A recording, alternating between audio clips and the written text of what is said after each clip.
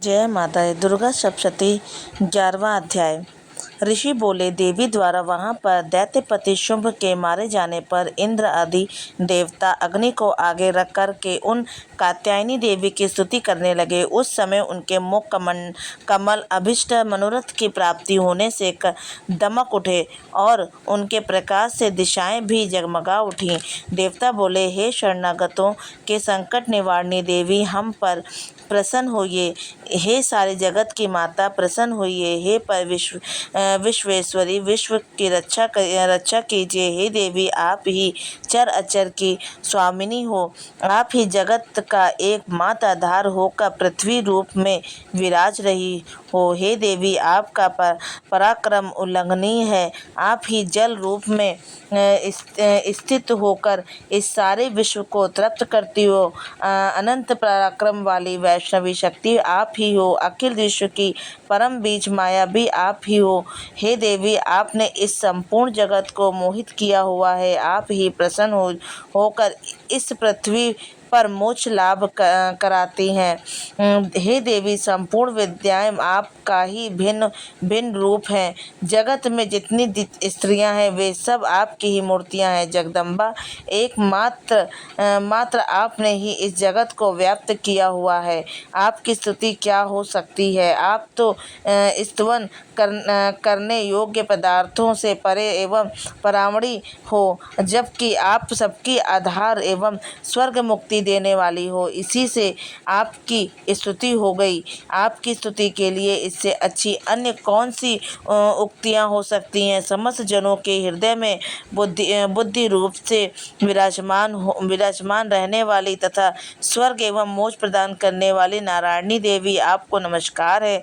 कला काष्ठादि के रूप से अवस्थाओं को क्रम से बदल देने वाली, विश्व के से संहार में आप सभी प्रकार के मंगलों को देने वाली मंगलमयी हो। सभी पुरुषार्थों को सिद्ध कराने वाली शिवा हो। शरणागत की रक्षक, तीन नेत्रों वाली हो। हे गौरी नारायणी, आपको नमस्कार है। आप ही सृष्टि, पालन और संहार करने वाली सनातनी शक्ति स्वरूपा हो। आप गुणमयी एवं गुणों का आधार हो। नारायणी, आपको नमस्कार है। शरण में आए हुए दीन दुखियों की रक्षा करने में संलग्न, सबके संकट निवारण करने वाली नारायणी देवी, आपको नमस्कार है।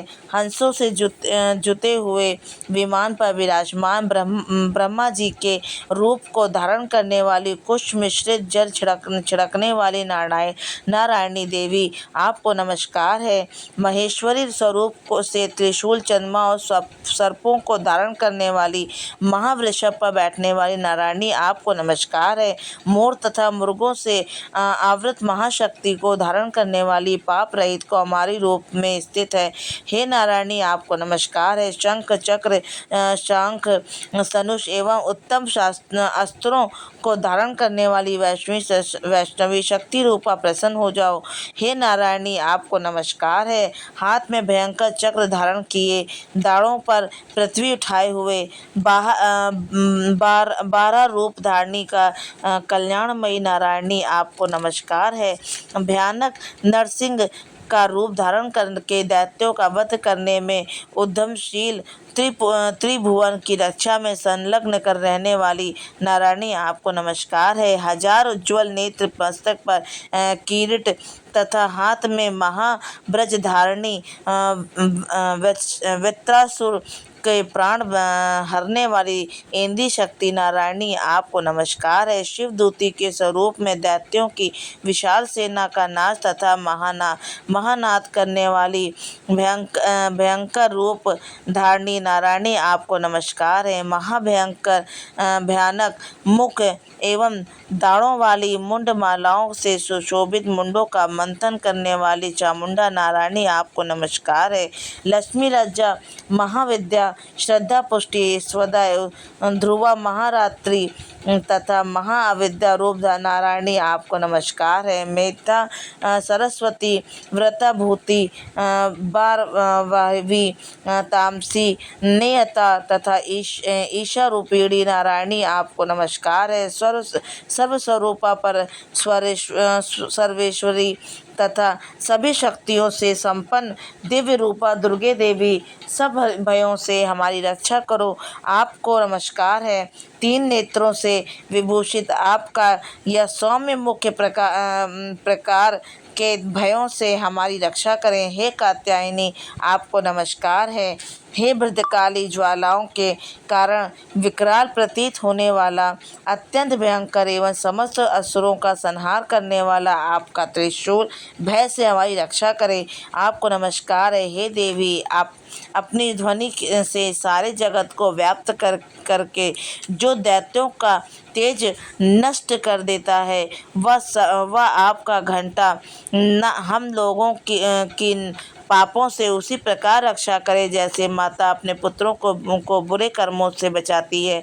चंडिके आपके सुंदर हाथों की तलवार जो असुरों के रक्त तथा मांस से सनी हुई है वहाँ हमारा मंगल करे।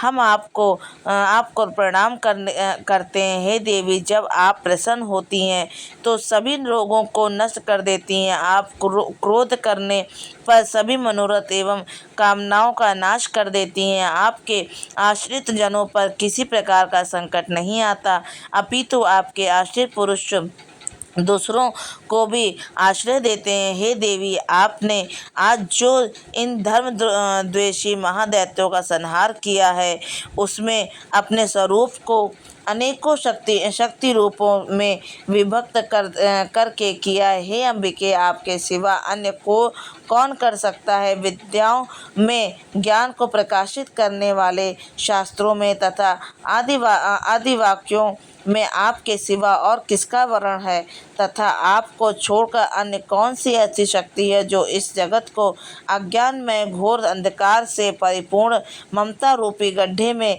निरंतर भटका रही हो, जहाँ राक्षस हो, भयंकर विशाले सांप हो, जहाँ शत्रु और लुटेरों का दल डाकू आ जाए, वन में आग लग रही हो, एक समुद्र में मध्य में जहाँ दावानल हो वहीं उपस्थित होकर आप ही विश्व की रक्षा करती हैं। हे विश्वेश्वरी विश्व की रक्षा करने तथा विश्व को धारण करने के कारण आप विश्वेश्वर से भी वंदनीय हो। जो पुरुष भक्ति पूर्वक आपको मस्तक नवाते हैं वे संपूर्ण विश्व को आश्रय देने वाले होते हैं। हे देवी जिस प्रकार इस समय असुरों का वध करके तुरंत हमारी रक्षा कर ली, इसी प्रकार नित्य हमें शत्रुओं के भय से बचाइए, प्रसन्न होइए और शीघ्र ही जगत के पाप नष्ट करिए। पापों से उत्पन्न महामारी आदि उपद्रव भी दूर हो संपूर्ण विश्व के दुख दूर करने वाली हे देवी